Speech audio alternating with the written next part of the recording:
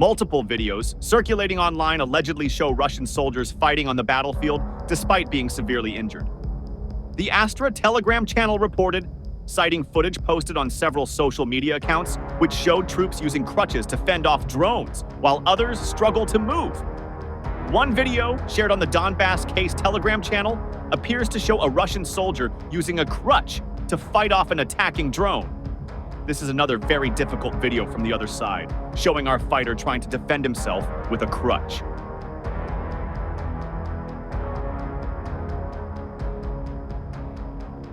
While we hope he survived and is safe, but why is an injured serviceman at the front line? This should not be happening, the channel wrote. Another video, published by Ukrainian journalist Yuri Butusov, allegedly shows two Russian soldiers in a dire condition. One is seen walking using crutches, while another is crawling on the ground. Last week, another video surfaced online showing Russian soldiers from the 503rd Motorized Rifle Regiment on crutches being forcibly loaded into military trucks by military police officers at the Katamovsky training ground in Russia's Rostov region.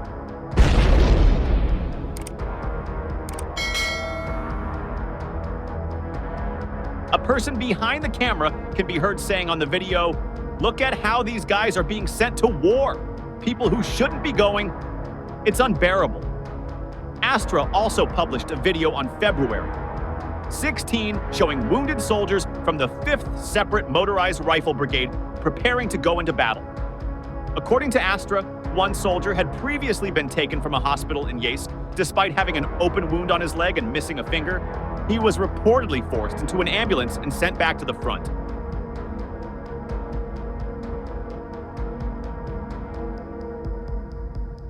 While from the Pokrovsk direction, Donetsk Oblast, despite facing stark disadvantages in manpower and resources, Ukrainian forces systematically dismantled Russian assault groups at Cotland in Donetsk Oblast through coordinated armor, drones, and infantry tactics. Here, as Russian forces struggle to maintain their offensive near Pokrovsk, Ukrainians launched a series of precise counterattacks to push them off balance. What followed in Cotland was a tactical display of ambushes, drone strikes, and armor-supported assaults that left Russian units scrambling to hold their ground.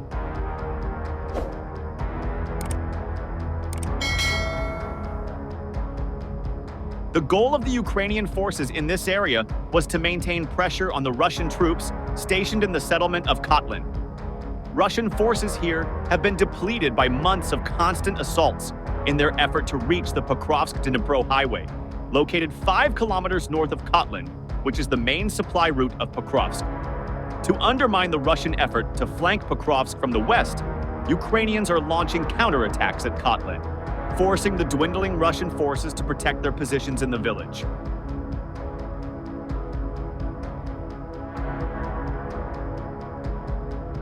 To achieve this, the Ukrainians kept reinforcing their foothold in the southern part of Cotland, from which Ukrainians could ambush and engage the Russian forces in close-quarters combat. The main advantage of the Ukrainian forces in this area is the proximity of Cotland to Pokrovsk, where they have stationed large reserves of soldiers and equipment. This logistics hub, combined with an asphalt road between Pokrovsk and Cotland, allows Ukrainian forces to quickly deploy their infantry to the settlement using armored vehicles driving at full speed to evade Russian drone strikes.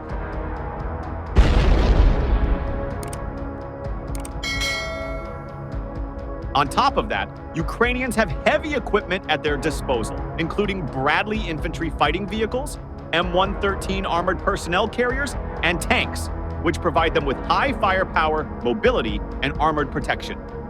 On the other hand, Russians cannot reinforce their efforts here with armored support, as they have no secure crossing point over the Salona River. This causes Russians to only be able to send forth small groups of infantry to either conduct assault operations or reinforce their efforts in the settlement.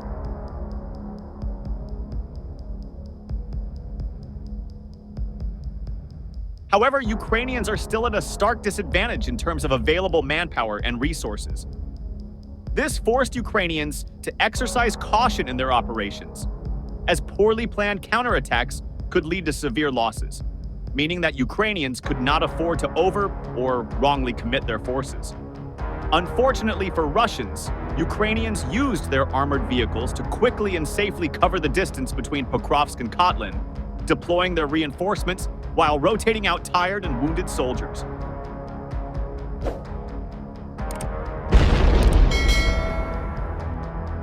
While this allowed them to maintain high morale and fresh soldiers in the village, while also temporarily utilizing the firepower of the armored vehicles during the rotations. Furthermore, by observing and striking Russian troops moving to Cotland across fields to the south, the Ukrainians could anticipate the best moment to conduct the rotations and counter any Russian assaults in time. Combat footage from the area reveals how a Ukrainian armored personnel carrier deployed reinforcements to Cotland after a group of 4 Russian soldiers was detected moving into the village.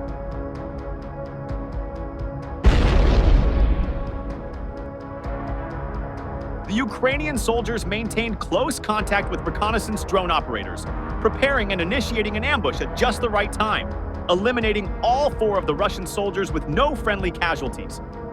To further reinforce their efforts and help consolidate control of their positions, Ukrainians deployed additional reinforcements with fire support from tanks to suppress Russian positions and conduct the infill operation safely.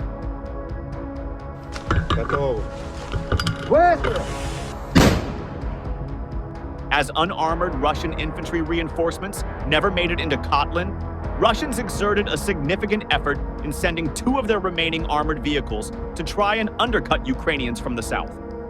However, both vehicles quickly struck landmines, whereafter the dismounting infantry was eliminated by cluster munitions, FPV drones, and small arms fire coming from the village. Overall, the Ukrainians launched several well-organized counterattacks, which successfully thwarted the Russian offensive effort on the western flank of Pokrovsk by uppercutting and eliminating the Russian forces at Cotland, further consolidating their control in and around the village.